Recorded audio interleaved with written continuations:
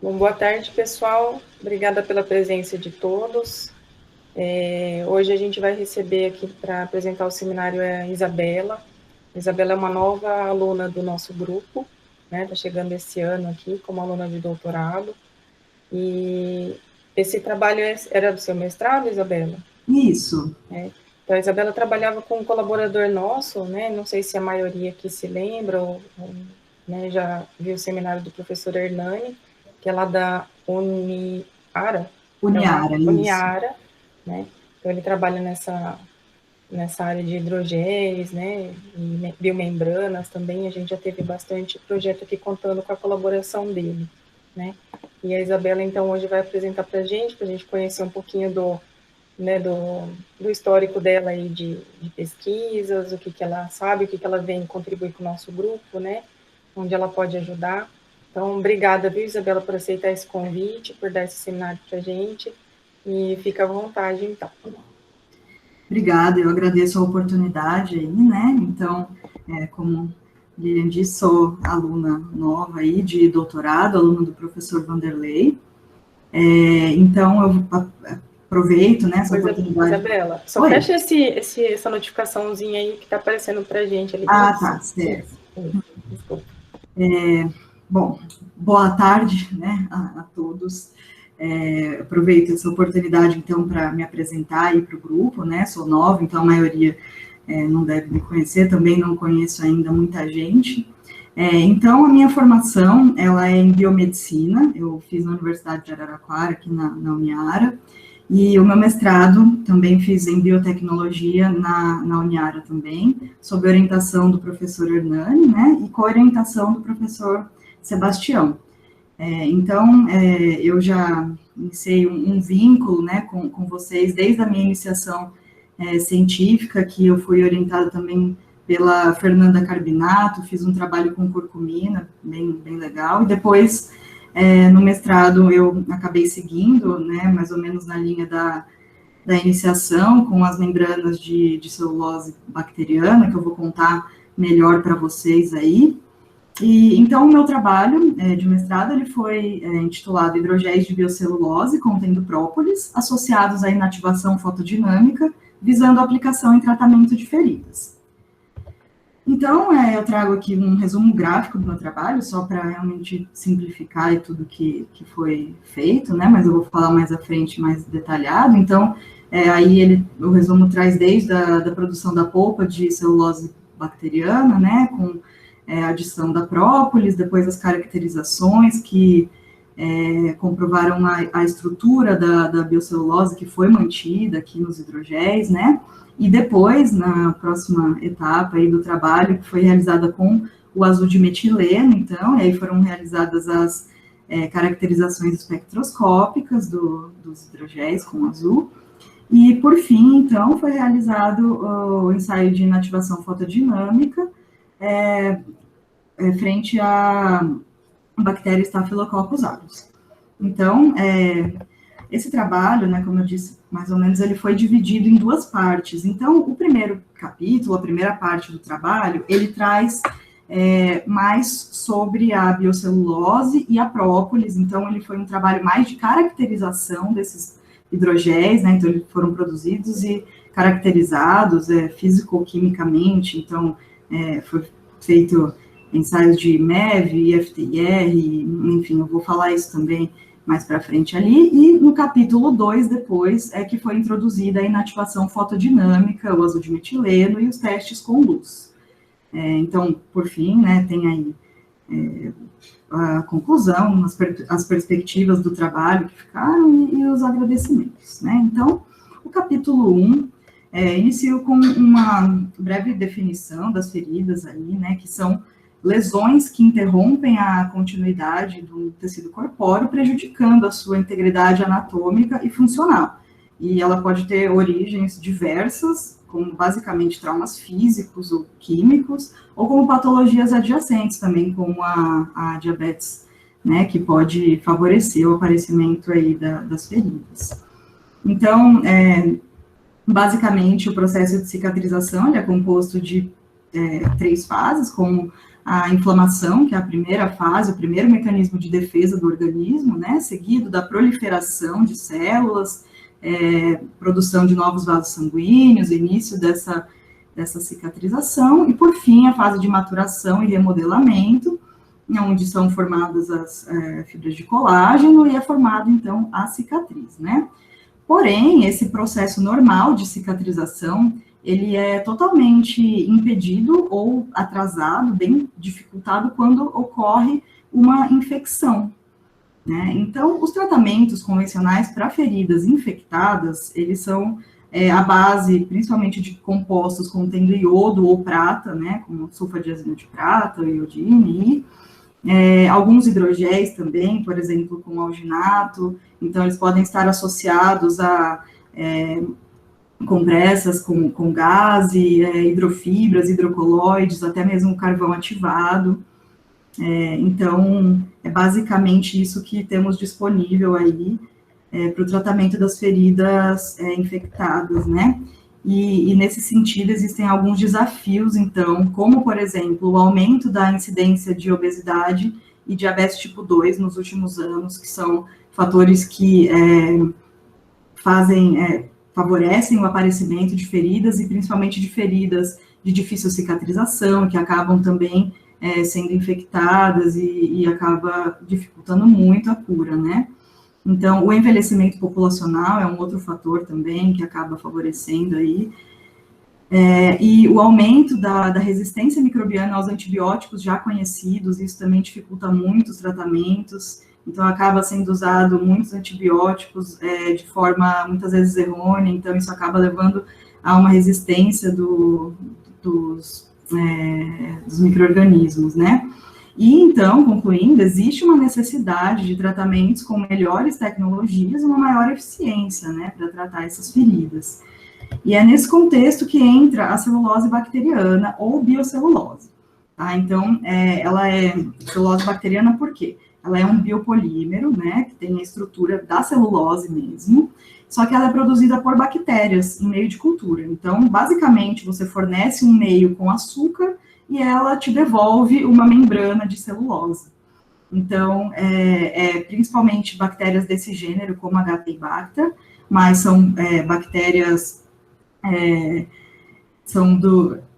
no geral, assim, elas conseguem, então, sempre pegar esse material, a glicose, o nitrogênio, e formar essa membrana, que geralmente ela sai de uma forma gelatinosa e muito hidratada, ela é composta basicamente de 99% de água, e o interessante dela é que ela é formada por uma rede tridimensional de fibras de tamanho nanométrico, e isso acaba levando ela a ter, assim, algumas características muito vantajosas, muito interessantes. Então, essa membrana, ela é biocompatível, ela é biodegradável, ela apresenta uma elevada cristalinidade e resistência à tração, e por ela ter, por ela ser composta por água e possuir muito espaço entre essas nanofibras dela, existe a possibilidade de modificações e formação de compósitos. Então, dá para modificar ela de diversas formas, e isso leva ela a ter, então, diversas aplicações aí, como, por exemplo, na indústria alimentícia ela é utilizada, você pode comer essa membrana de celulose aí. Então, na indústria de eletrônicos também, ela já é utilizada pela Sony como uma membrana de fone de ouvido. Indústria farmacêutica e de cosméticos, ela também está sendo seu uso está sendo bastante ampliado, aí, então o pessoal acrescenta alguns compostos nela aí para melhorar, rejuvenescer, né, ajudar coisa antioxidante na pele, aí, então. E principalmente na área da saúde é que o seu uso é maior de todos, assim, e principalmente no tratamento de feridas. Então, as suas vantagens do tratamento de feridas são diversas, assim, inclusive já existe, ela já é comercializada para isso. No Brasil, ela é comercializada principalmente pela Nexfil, mas existe aí ao redor do mundo diversas marcas, diversas formas em que ela é comercializada, e ela apresenta muitas vantagens, porque a membrana por ela ter essas fibras nanométricas, ela recobre muito bem o leito da ferida, ela adere muito bem, e as fibras, elas impedem de ter uma contaminação com micro-organismos, então elas acabam barrando, servem de barreira mesmo, né? Então elas também, por serem, quando são usadas de forma hidratada ali, elas ajudam a manter o leito da ferida ali hidratado, mas ao mesmo tempo também ela permite a troca de gases, ela também pode absorver o excesso de exudato das feridas, então ela permite ali, ela cria um ambiente favorável para a cicatrização. Então ela apresenta muitas vantagens no tratamento de feridas, porém, ela ainda, em sua forma natural, a celulose bacteriana, ela não apresenta uma atividade antibacteriana, ela não é capaz de inativar um micro-organismo. Então, foi aí que a gente pensou em acrescentar a própolis, né, nessa celulose aí, e que é um material resinoso, né, produzido por abelhas. Então, as abelhas, elas coletam tecidos vegetais e fazem uma mistura com as suas enzimas salivares, e ali é formada a própolis, então, que é utilizada nas colmeias, né, para proteção e até para prevenir infecções, contaminação de micro-organismos, para não destruir ali o local onde as abelhas vivem, né? Então, ela é composta basicamente 50% de resina, material bastante resinoso, seguido de ceras, óleos essenciais, aromáticos, pólens e outros materiais orgânicos e inorgânicos diversos, né? Então, como exemplo, aqui temos algumas substâncias que são marcadores da própolis e também apresentam atividades biológicas interessantes. Então, o ácido cumárico, o arteperin C e a bacarina são bastante importantes e fazem a própolis ter essas atividades aí, antimicrobiana, antiviral, anti-inflamatória, cicatrizante, antitumoral, enfim. Muita gente já conhece, né, popularmente a própolis, ela já é bastante utilizada aí, tem os sprays para garganta e tal, então ela tem essa atividade antimicrobiana e anti-inflamatória que é muito interessante para essa aplicação que a gente está buscando aqui, né. Então, o objetivo geral desse capítulo, né, foi desenvolver e caracterizar essas formulações tópicas à base de biocelulose e extrato padronizado de própolis, visando uma nova forma de tratamento para feridas, né, com foco em controlar ou evitar infecções, além, é claro, de estimular a cicatrização. Como objetivo específico, então, foi o desenvolvimento e a análise das características físico-químicas e estruturais dessas formulações, quantificação da própolis nos hidrogéis, né, e também foi analisado seu perfil de liberação, e também foi avaliado o potencial mutagênico dessas formulações. Então, aqui a metodologia, eu trago desde a produção da celulose bacteriana, então, essa bactéria, ela foi semeada no meio de cultura, aí ela fica em um cultivo estático mesmo, né, 28 graus ali na estufa, e após um período eu padronizei como 5 dias, né, mas a partir do segundo dia de incubação, ela já começa a produzir essa membrana. Então, com 5 dias, a gente obteve essa membrana bem espessa, bem hidratada, né, da forma que a gente realmente esperava. E depois, elas foram passadas por um processo químico aí para retirar as impurezas, né, retirar os micro-organismos que podem ter acabado ficando ali, também o meio de cultura, ou seja, para purificar mesmo, né, então, um tratamento com hidróxido de sódio e lavagens exaustivas em água destilada, ao fim a gente obtém essa membrana aí purificada, até a coloração dela, ela fica mais branquinha, né, e por fim, depois ela foi triturada e passada num filtro para a gente obter essa polpa de celulose aí, então. E aí, depois, ela foi misturada com a própolis, né, no agitador mecânico mesmo, foi agitada junto com o extrato de própolis. Esse extrato foi cedido pela empresa Apsflora, de Ribeirão Preto. Então, junto com as outras substâncias, né, o gelificante, o natrozol, o umectante, o propilenoglicol, o lipazim, o lipazol são conservantes, então, tudo isso foi misturado ali. Por fim, a gente teve esse hidrogel aí de celulose com própolis, né, com a coloração bem característica da própolis, né. Então, aqui eu trago uma tabelinha, não vou entrar em muitos detalhes, né, mas só para mostrar aqui que a gente variou a concentração de própolis, então foram feitos testes com 3 concentrações diferentes de própolis, baseado em outros resultados da literatura, né, que já tinham, essas concentrações foram testadas e tiveram bons resultados.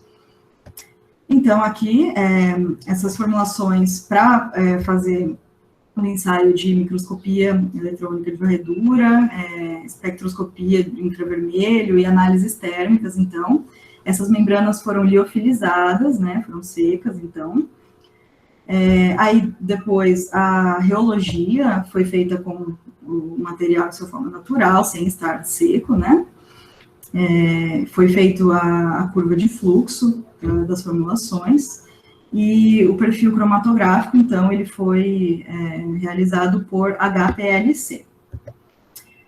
O ensaio de liberação foi feito por célula de Franz, então aqui eu tenho um esqueminha da célula de Franz, só para mostrar para quem às vezes não conhece aí. Então a amostra, ela é colocada nesse compartimento doador, e aí embaixo aqui tem o compartimento receptor com uma solução, tampão fosfato, e aí tem uma membrana entre os 2 compartimentos, que é por onde os compostos que estão ali na formulação, eles vão atravessar, e aí a gente coleta por aqui e testa no HPLC para ver, né, a concentração ali de cada composto em cada período de tempo que foi testado. E o teste de mutagenicidade, ele foi feito pelo o teste de Ames, né, que ele usa cepas modificadas de Salmonella typhimurium. Então, essas bactérias modificadas, elas não seriam capazes de crescer em meio de cultura contendo histidina. Então, isso é observado assim, quando a bactéria ela é misturada, né, com as formulações, a gente observa se a formulação causou uma reversão nessa mutação e se ela é capaz de crescer no meio, né? Então, se a bactéria cresce nesse meio com histidina, quer dizer que teve uma mutação, então quer dizer que a amostra, ela de certa forma causa ali uma mutação no gene, ela é mutagênica, né? Então, é assim que a gente vê se a amostra ela apresenta essa mutagenicidade ou não. Então, aqui, como primeiro resultado, né, trago uma imagem macroscópica aí, uma fotografia mesmo desses hidrogéis na forma liofilizada, né, na forma seca. Então, esse HB, ele é o hidrogel base somente com o agente gelificante, ele não possui celulose bacteriana, nem própolis, então é só por fim de comparação, né, para a gente ver como é que ficou, e dá para ver que ele é mais transparente. Já o gel de celulose bacteriana, o HCB, ele é mais esbranquiçado, isso pode ser, né, devido ao compactamento das suas fibras, né, então a gente vê a diferença aí no aspecto, e também a gente vê, né, evidentemente, a coloração dos hidrogéis contendo própolis, então EPP1 é a formulação menos concentrada, EPP2 tem um pouco mais concentrada, e a EPP3 é a mais concentrada, então essa coloração foi seguindo aí a concentração da própolis que foi adicionada, né? Então, nas imagens de microscopia eletrônica de varredura, temos aí, então, nessa primeira imagem, uma imagem somente da membrana de celulose mesmo, pura, tá? Então dá para ver que ela tem essas fibras realmente nanométricas, né? Uma rede tridimensional dessas fibras, que foi mantida. Então, nessa segunda imagem, a gente vê que a produção do hidrogel, a trituração da membrana, não modificou a estrutura da celulose, ela manteve essas nanofibras, elas estão presentes aí, né, e claro que é possível também ver que no hidrogel base, aqui HB, ele não possui essas fibras, porque ele não possui a presença da celulose bacteriana. Então, nas imagens aqui embaixo, né, com os hidrogéis de celulose, com as concentrações de própolis aqui, a gente vê que na concentração mais concentrada, essas fibras ficam menos visíveis. E isso, né, devido à incorporação da própolis, então ela acaba ocupando esses espaços entre as fibras ali, e isso demonstra, então, né, comprova e mostra pra gente a incorporação mesmo da própolis nessa matriz de biocelulose. Os espectros de infravermelho aqui, eles confirmam essa interação. Principalmente aqui no espectro da própolis, o que mostra para a gente que, né, confirma essa interação, é principalmente essa banda aqui em torno de 830 centímetros, a menos 1 aí, que ela está presente aqui somente no espectro de própolis, mas depois ela se repete nas formulações com celulose e própolis. Então, né, isso mostra aí que realmente a própolis foi incorporada na matriz, está presente, e inclusive essas bandas elas ficam um pouco maiores conforme também aumenta a concentração de própolis, o que também é esperado, né? Então, a análise térmica aqui, termogravimetria desses materiais, coloquei também da celulose pura, em forma de membrana mesmo, e do hidrogel de celulose. E o que é interessante da gente observar aqui é que os hidrogéis contendo própolis, eles apresentaram um comportamento térmico intermediário entre o hidrogel de celulose e a própolis. Então, isso também mostra para a gente que teve essa incorporação, né, que os materiais estão aí interagindo, e também o que é legal de observar, né, que essas formulações, elas têm uma estabilidade térmica interessante. Então, na temperatura que a gente vai usar para aplicar, né, por exemplo, numa ferida, seria temperatura da pele, em torno de 34, 35, 37 graus por aí. Então, até essa temperatura não há nenhuma modificação nessas formulações, então elas estão aptas para serem aplicadas em feridas.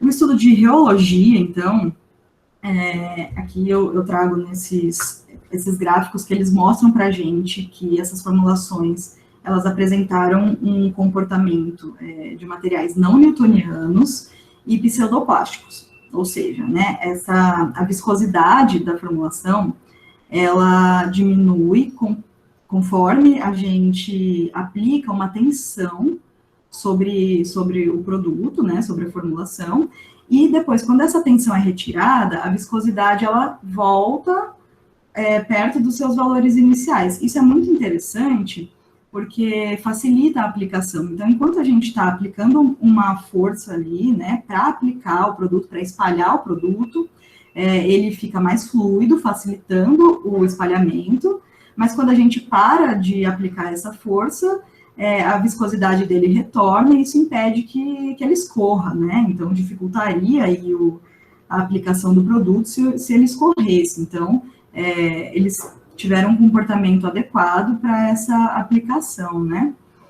E também aqui, nesse outro gráfico, nessas barras, a gente consegue ver nitidamente o tanto que a presença da celulose bacteriana aumenta a viscosidade dos hidrogéis, né? E isso é também esperado, porque o material possui um grande número de fibras, né? Isso torna ele mais viscoso mesmo, mais consistente. Então, a própolis também, a adição da própolis nessas formulações também aumenta a viscosidade, isso também é esperado, porque a própolis é um material resinoso e tem relativamente uma alta viscosidade, né? Então, a formulação aqui mais concentrada foi a que apresentou maior viscosidade. Aqui foi realizado, então, o perfil cromatográfico, que ele simplesmente é para identificar os compostos da própolis nesses hidrogéis, para falar, né, assim, olha, eles estão presentes aí, é esse extrato mesmo. Então, essa técnica é usada no controle de qualidade lá da Apsflora. Então, eles utilizam esses marcadores aí para mostrar que está tudo ok com o extrato, as concentrações também aqui mostrado na tabela estão ok, elas estão de acordo com as concentrações do extrato incorporadas em cada formulação, né? Então, isso a gente conseguiu identificar aqui o ácido cumárico, a artepelin C e a bacarina, né? São os 3 principais marcadores aí. O estudo de liberação, a gente acabou fazendo com o ácido cumárico e o artepelin somente, e aí é interessante da gente observar aqui que existe uma grande diferença, né, na liberação do ácido cumárico e do artepelin C. Então, isso está de acordo com outros resultados da literatura, né, outros autores, eles já citaram esse comportamento, e esse comportamento é atribuído à polaridade desses marcadores.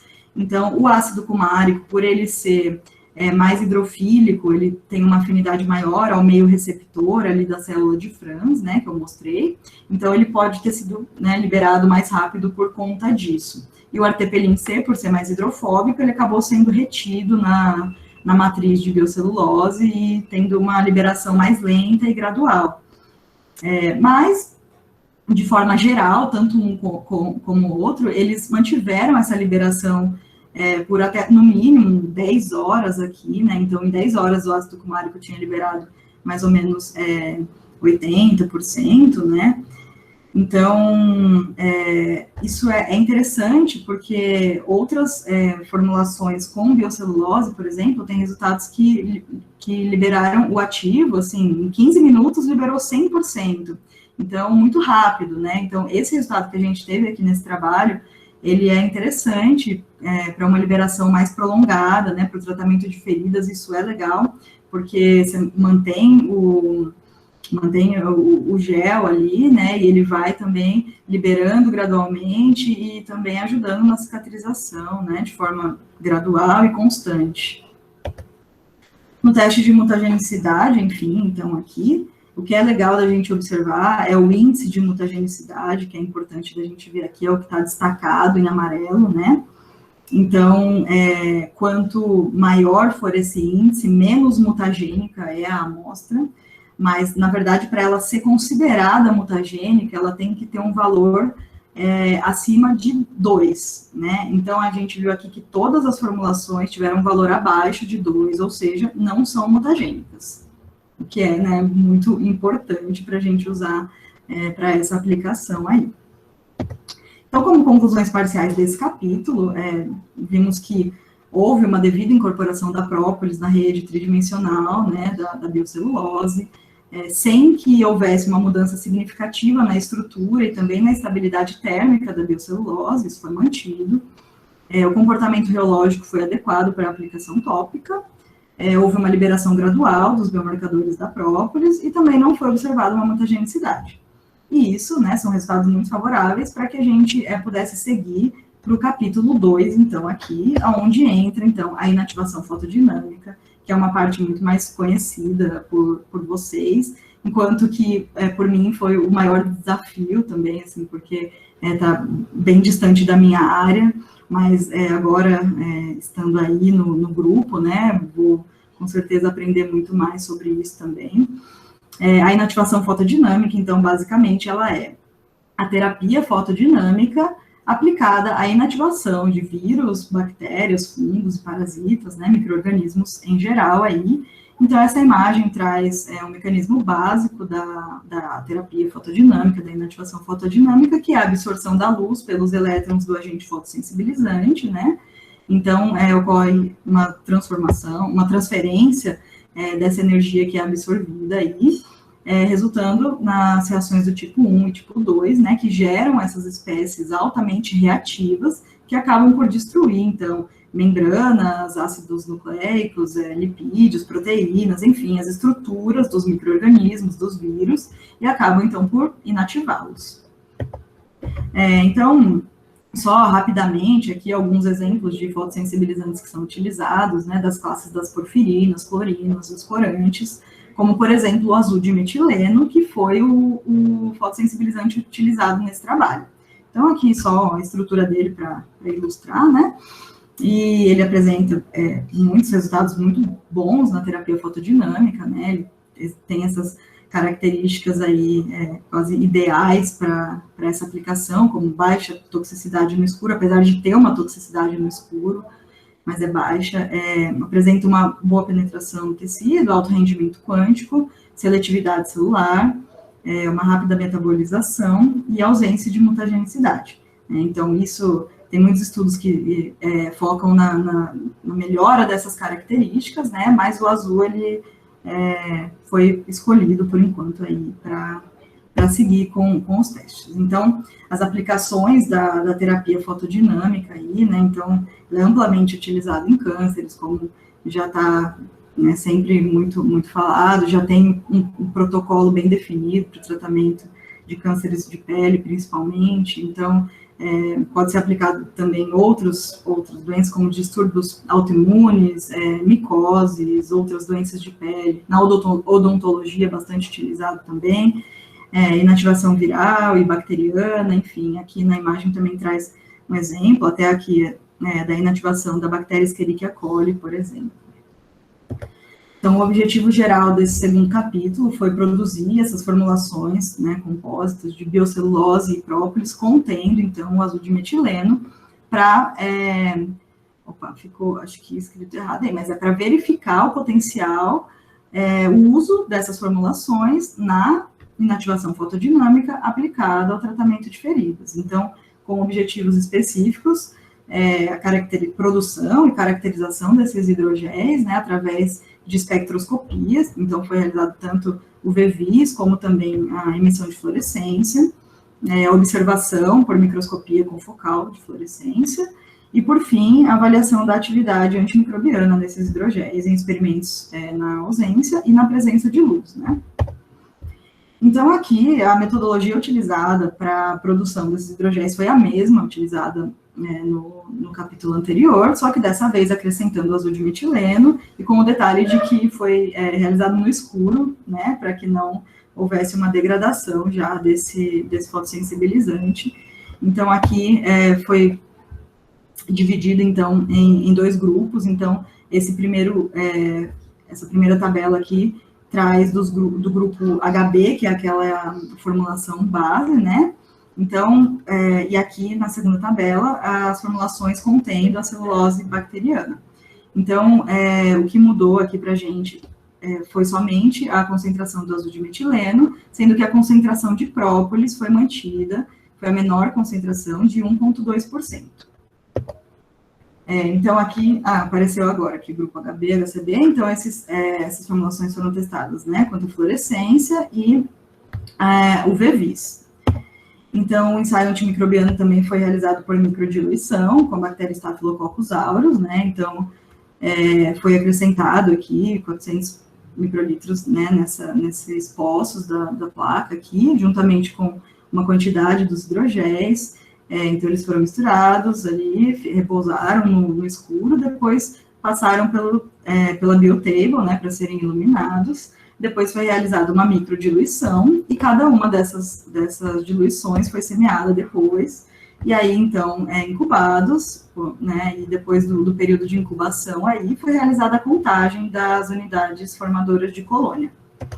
E teve o outro ensaio também, que foi basicamente uma difusão em agar, onde foram cortados pedaços desses hidrogéis aí, para serem colocados sobre a bactéria que havia sido semeada já na placa. Então, os hidrogéis foram posicionados, e aí depois passaram pela biotable também, e ao final do período de incubação foi feita a medida do halo de inibição. Então, aqui uma imagem macroscópica também, uma fotografia desses hidrogéis liofilizados. Então, a gente vê a diferença, né, da estrutura aqui, ele é mais poroso macroscopicamente, a hidrogel base, em relação ao hidrogel de celulose bacteriana, e é legal observar também a mistura de coloração, né, a própolis sendo amarela, junto com o azul, formou essas colorações bem diferenciadas aí, que vão ter um resultado também nos estudos de espectroscopia. Então, aqui o VVIS, a gente fez o grupo HB nesse segundo capítulo, que é o hidrogel base sem celulose, para ver se teria alguma diferença, né, nos testes com luz, já que por ele ser um pouco mais transparente, mais homogêneo, em relação à celulose bacteriana. Mas vimos que não tem grandes diferenças, então o comportamento foi basicamente o mesmo. e a gente fez isso para ver se houve alguma interferência na absorvância máxima do azul de metileno. Então, aqui, a gente pode ver que isso está de acordo com os dados, aí a absorvância máxima dele estava em torno de 670 nanômetros, né? E foi ligeiramente deslocado em presença de própolis. Então, de 670 que ele estava aqui, ele passou para 680. E uma outra coisa que a gente pode observar aqui é esse outro pico, esse outro máximo aqui da banda do azul, né, que está em torno de 610, e ele é relativo à formação de dímeros. Então, ele está aqui nas amostras mais concentradas, porque essas amostras mais concentradas é que geralmente formam esses dímeros do azul. E até essa banda também, que estava em 610, também foi ligeiramente deslocada para em torno de 620. Uma outra coisa que a gente pode observar também, que é uma das diferenças entre os dois grupos, é que no grupo HCB, aqui ocorre esse aumento aqui, né, que a gente pode relacionar ao espalhamento devido à presença dessas nanofibras de celulose, né, então ocorre esse aumento aqui das bandas por conta disso. Na fluorescência aqui, então, basicamente existem dois principais máximos aqui, né, duas bandas em torno de 500 e outra em torno de 700, essa em 700 aqui, ela é atribuída ao azul de metileno, né, e a gente pode ver que em presença de própolis, essas bandas foram suprimidas, né, então, as imagens aqui, tanto nos dois grupos, né, os resultados foram semelhantes, e esses espectros, eles estão de acordo, então, com as imagens de microscopia. Então, as formulações contendo o azul de metileno aqui, elas apresentam essa fluorescência aí bem no vermelho, né, que é aquele espectro ali, aquela banda em 700, e aqui a própolis, ela tem essas duas bandas que foram mostradas ali em torno de 500, né, na região do azul-verde, e também esses pontos vermelhos aí, que são daquela banda ali, que ela tem em torno de 700 também, 675, mais ou menos. Porém, quando o azul de metileno está junto com a própolis nessas formulações, a gente pode observar que predomina a coloração azul, né, a emissão na região do azul, que é referente à própolis. Então, aquela supressão que a gente viu ali no espectro, ela é confirmada aqui nas imagens. E, por fim, os ensaios antimicrobianos, então, na microdiluição, o que é bem interessante da gente observar é que as formulações contendo o azul de metileno somente, né, o azul, nos testes com luz, elas foram capazes de inativar totalmente o crescimento do micro-organismo. Então, aqui, nessa segunda imagem, a gente pode ver, né, no escuro, ele já apresentou uma certa inativação, uma atividade antimicrobiana, e na luz, essa inativação foi total. Então, foram as formulações que tiveram melhor desempenho em inativação fotodinâmica, e quando as formulações tinham o azul juntamente com a própolis, esse desempenho foi diminuído um pouco. Então, essa atividade antimicrobiana ficou um pouco menor, e isso pode ser devido a algumas reações que podem ter ocorrido entre o azul e a própolis, por exemplo, e a própolis pode ter diminuído essa ação do azul de metileno. E aqui, por fim, o teste de difusão em agar, a gente tem a medida dos halos de inibição aqui, como no outro ensaio, as formulações que tiveram melhor desempenho foram as que continham o azul de metileno sozinho, sem a presença da própolis. Então, aqui a gente pode ver o hidrogel base, né, de natrozol, e o hidrogel de celulose, que são os brancos, né, eles não apresentaram halo de inibição, como esperado, né, eles não apresentam atividade antimicrobiana. Porém, aqui,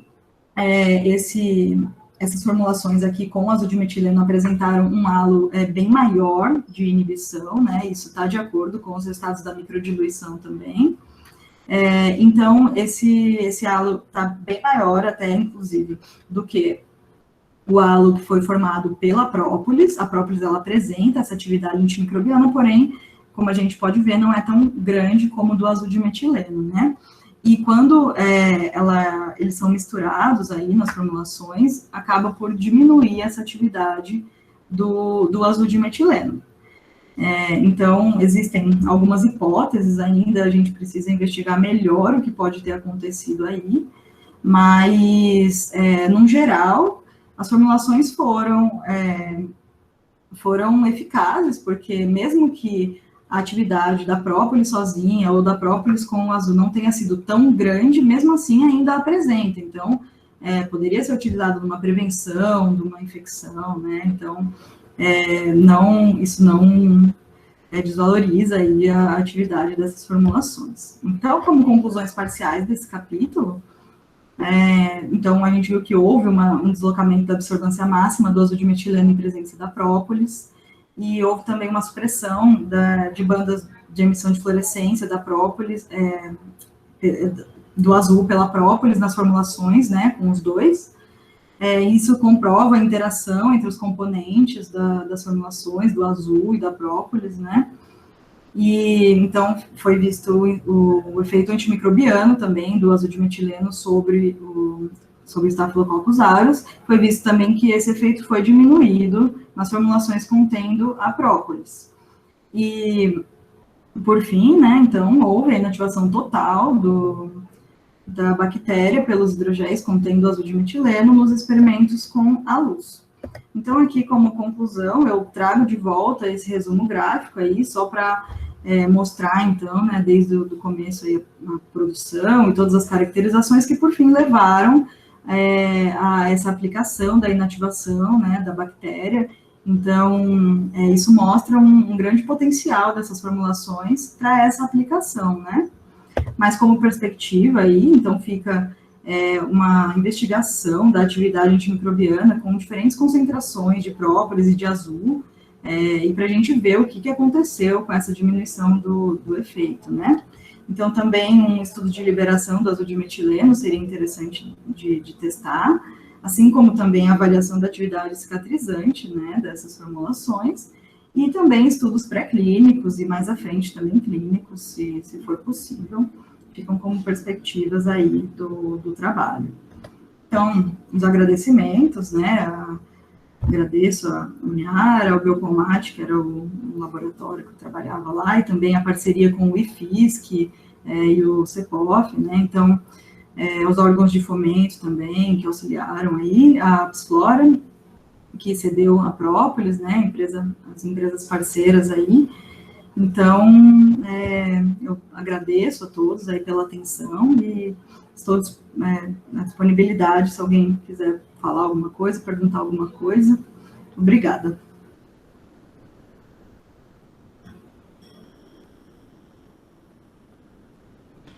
Bom, obrigada, Isabela. Foi excelente sua apresentação. Vou abrir aqui primeiro para o pessoal. Eu tenho algumas dúvidas também, mas, pessoal, alguém tem alguma dúvida, alguma pergunta para fazer? Eu tenho. Oi, Isabela, parabéns, foi muito boa a sua apresentação. Eu queria, na verdade, só entender a parte da sua membrana que você coloca em cima da placa e a que você faz na placa de multipostos. Eu não entendi, na placa multiposto, você coloca a sua membraninha ou você coloca como se fosse uma solução daquele hidrogel que ainda não solidificou? Isso, acho que acabou faltando esse detalhe, né? Mas é isso mesmo. A microdiluição ali nos poços foi utilizada em forma de hidrogel mesmo, natural. Então, a gente pegou uma partezinha desse hidrogel e solubilizou mesmo ali, né? Então, foi na forma natural mesmo de hidrogel. E na difusão em água, foi utilizado o hidrogel liofilizado, em forma de filme mesmo. Então, aí a gente, né, deu para cortar, como ele estava na forma de filme, cortamos pedacinhos deles e posicionamos ali, como se fosse o disquinho, né, daquele ensaio do antibiograma, por exemplo. Sim, então, nessa parte do multipostos, vocês fizeram, como se fosse assim, fizeram o hidrogel, aí um ia para a liofilização e antes de liofilizar, você já colocou na placa multiposto, foi isso, né? Não é que você liofilizou e depois diluiu. Não. Ah, tá.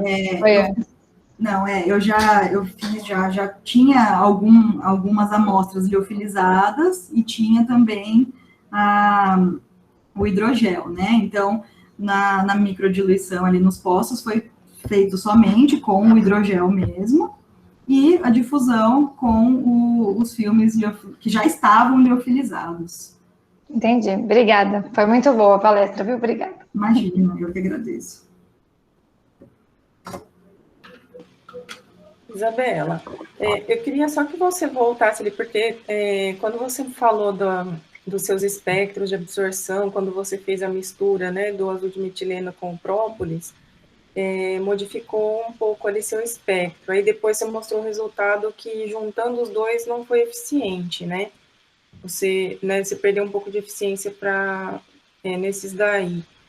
Eu queria só ver se, através desses espectros, ou talvez até, sei lá, futuramente fazer com outras técnicas, né, para analisar a parte da molécula em si, o que pode ter acontecido que caiu essa eficiência para inativação, né? Porque o que está junto ali é o verde e o azul marinho, né? Quando você junta os dois, não é isso? Isso, são esses menorzinhos aqui, né? Então, esse grandão é do azul sozinho, né? Maior concentração dele. Uhum. E aqui juntamente com a própolis. Então, na verdade, esse resultado do insight microbiano foi uma surpresa para a gente mesmo. Então, ainda não sabemos exatamente o que pode ter acontecido, né? Então, uma das hipóteses foi também esse deslocamento da banda, né? Então, como o azul estava absorvendo em 670, ele passa a absorver em 680, já foge um pouco, né? Então, talvez isso também tenha levado a uma diminuição da atividade fotodinâmica dele. Porque em relação à concentração, por exemplo, o rosa seria o equivalente ao azul marinho. É isso? Como? Desculpa. Em termos de concentração de azul de metileno, o rosa seria o equivalente ao último ali, né? O azul marinho, certo? Isso. Isso, pela sua legenda ali, né? Isso. Então, porque assim, olhando por aí, a gente já vê que tem, assim, em termos de absorção, você já perdeu bastante, né? O fato de você ter juntado as coisas já cai bastante a sua absorção. Então, a gente pensou também, né, como a própolis, ela é bem resinosa, viscosa, assim, né, então, também pode ter dificultado de passar a luz, né, também. Porque o própolis sozinho é o vermelho. Própolis sozinho é o vermelho, isso.